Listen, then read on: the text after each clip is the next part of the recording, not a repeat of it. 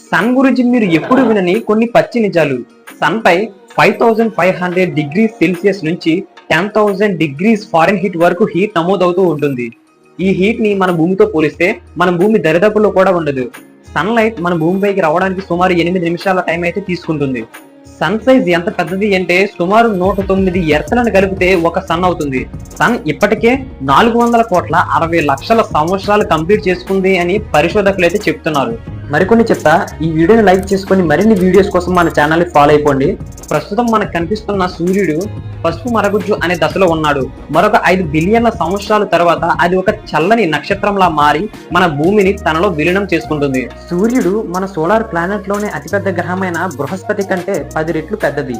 Sunlight మన body మీద direct గా పడితే అందులో ఉండే రేడియేషన్ కారణంగా మనకి skin cancer, more than side effects వచ్చే అవకాశాలు చాలా ఎక్కువగా ఉంటాయి. వీటి నుంచి మనకు ఓజోన్ లేయర్ అయితే ప్రొటెక్షన్ ఇస్తుంది.